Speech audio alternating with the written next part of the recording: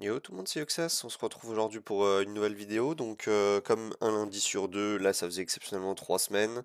Comme d'habitude, il y a une petite période de 3 semaines de temps en temps, sinon c'est tous les 2 semaines. Donc un lundi sur deux, les news, les éventuels patchs, les nouveaux héros, les nouvelles mages, etc., etc. Donc on va pouvoir voir tout ça ensemble. Donc première chose.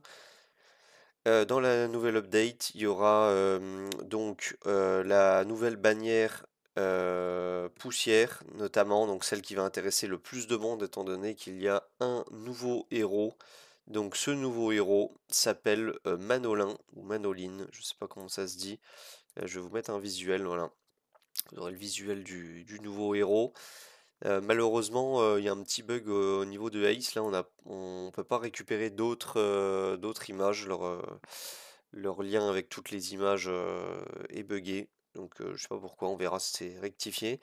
Donc, pour l'instant, c'est la seule image voilà, que j'ai en leak. Donc voilà le héros Manolin. Donc ça va être un héros de type eau et on verra le kit un peu plus tard. Donc il est de type eau et il sera donc dans les Dragon Scale March.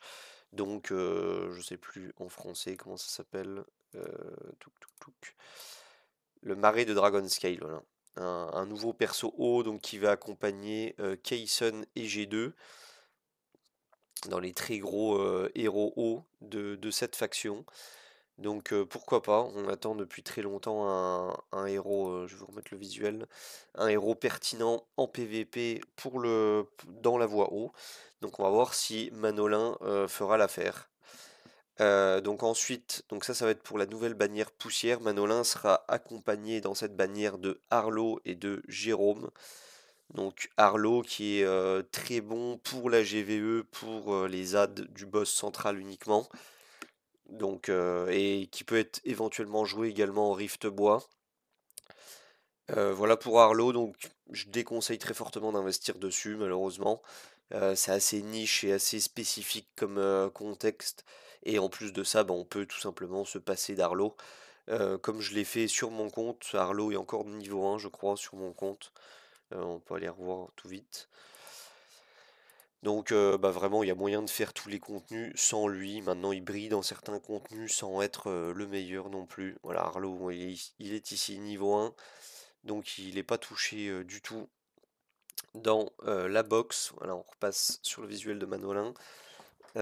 Et ensuite Jérôme. Donc Jérôme qui quant à lui est uniquement et spécifiquement PVP, peut être joué éventuellement en faction noire, donc chez les titans.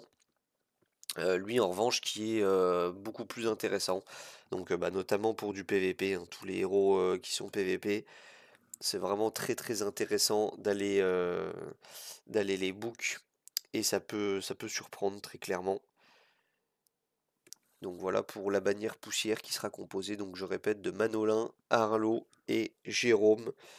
Et ces trois héros-là, du coup, parmi ces trois, ça va être Manolin en vedette. Donc si vous êtes 2 sur 2 ou proche du 2 sur 2, vous êtes assuré pardon, d'avoir Manolin incessamment sous peu.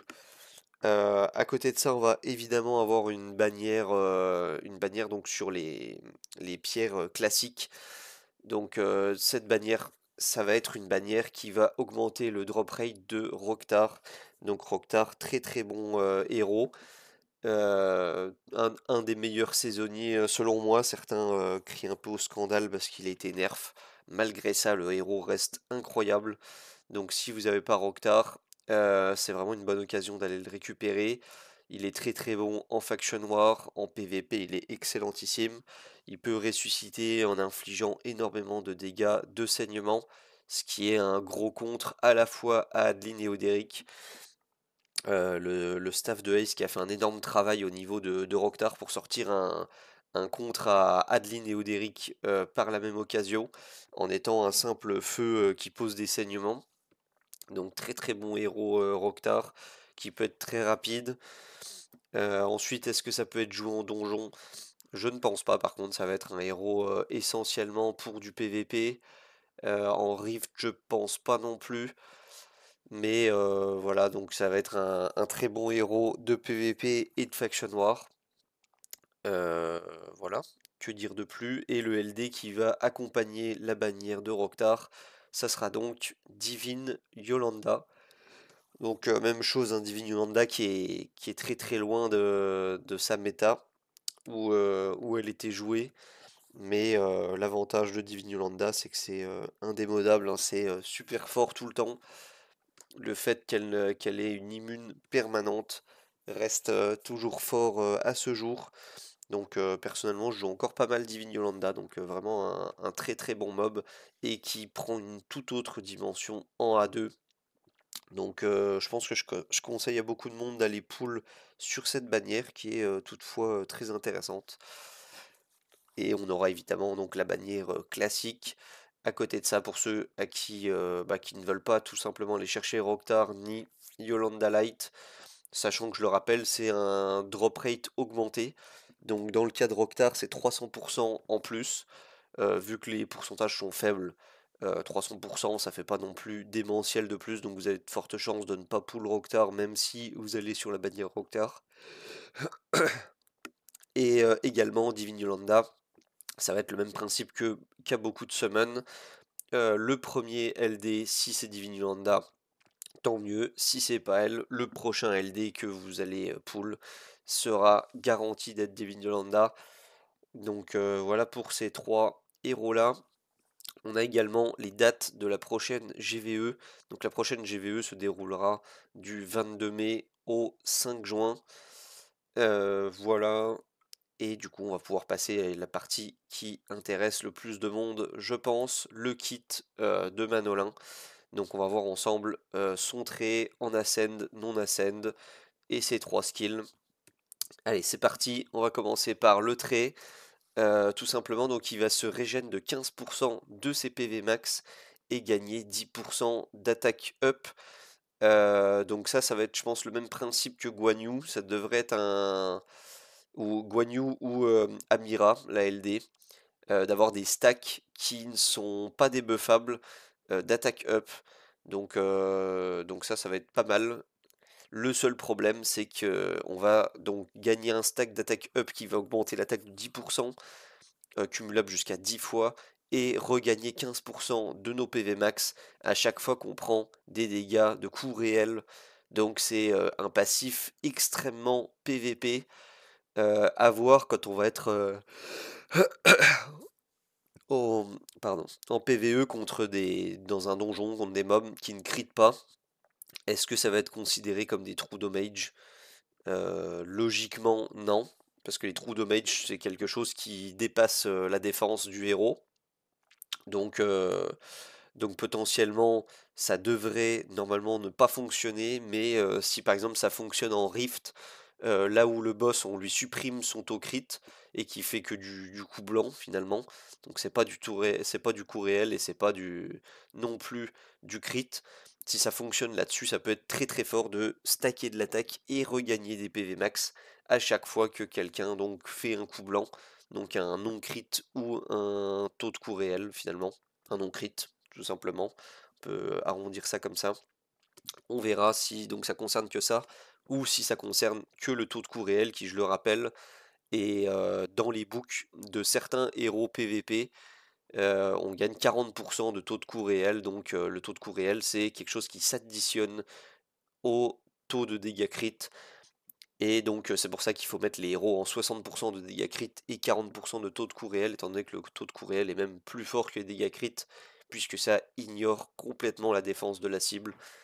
Donc voilà, peut-être que le passif va fonctionner uniquement quand on va jouer contre des héros PVP book. On passe à sa version Ascend du passif. C'est exactement la même chose, ça va se déclencher à chaque fois qu'on va prendre donc des fameux taux de coup réels, si c'est bien traduit. Mais cette fois, on va regagner 25% de nos PV max et on va avoir des stacks qui équivaut à 15% d'attaque à chaque fois, donc cumulable jusqu'à 10 fois. Donc on peut gagner jusqu'à 150% d'attaque et regagner un quart de ses PV max à chaque fois qu'on subit ces dégâts-là. Donc c'est vraiment très très intéressant. Ensuite, on passe donc au S1.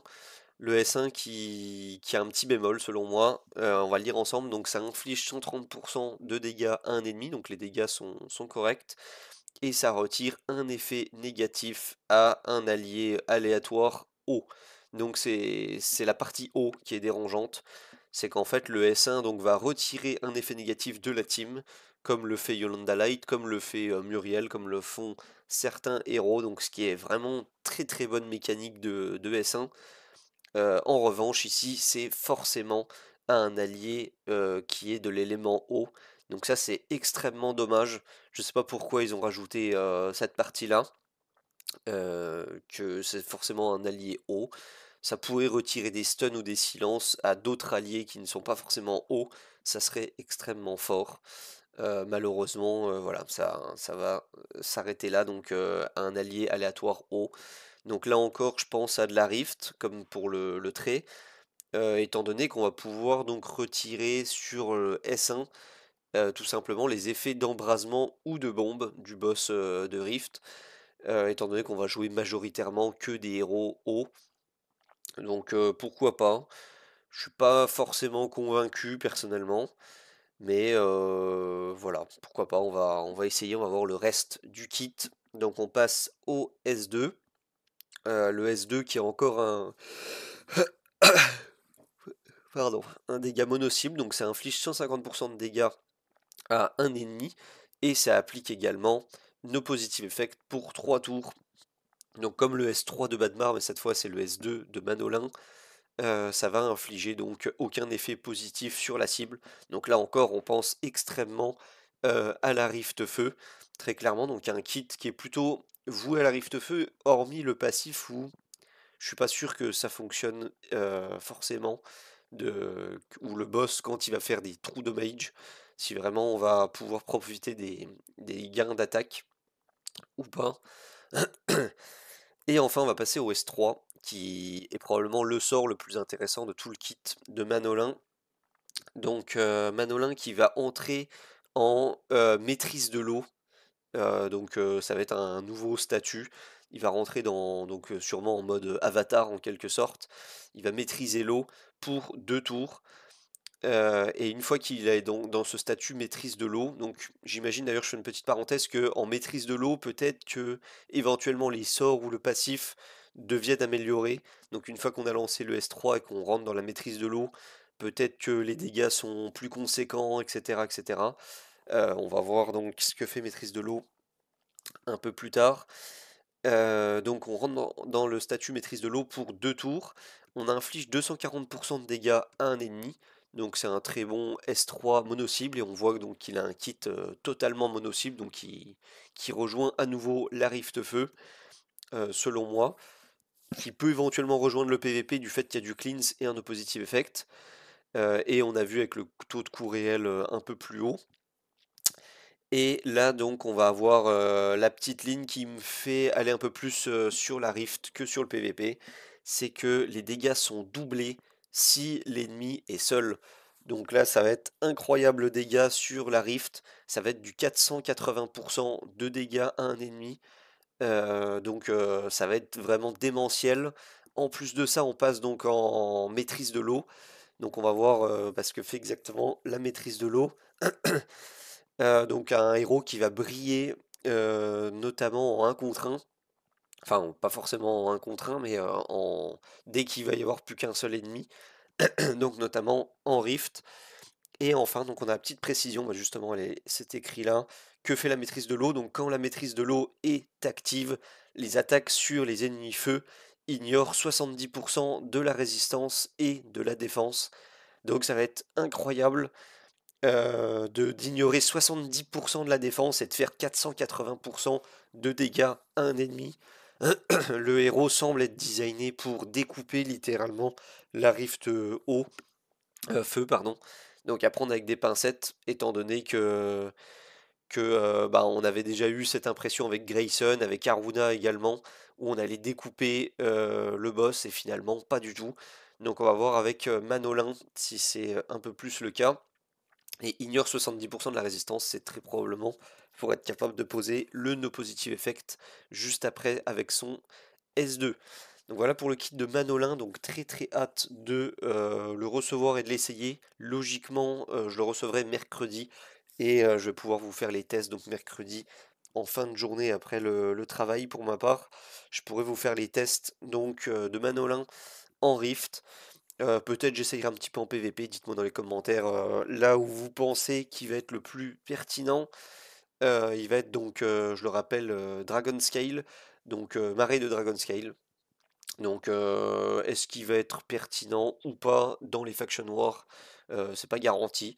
Mais voilà, dites-moi, n'hésitez pas à me dire dans les commentaires dans quel contenu vous voulez que je l'essaye, contre quel héros, de quelle manière, avec quel set, etc., etc. Donc on verra tout ça mercredi si tout va bien, si je reçois le héros de prêt. Sinon, jeudi, je vais le pull personnellement sur les poussières, étant donné que c'est un héros que j'ai pas. Donc tout me porte à aller pouvoir pull sur cette bannière. Voilà, je pense qu'on a tout dit pour les news. Merci d'avoir regardé la vidéo. Je vous souhaite bon jeu et à plus.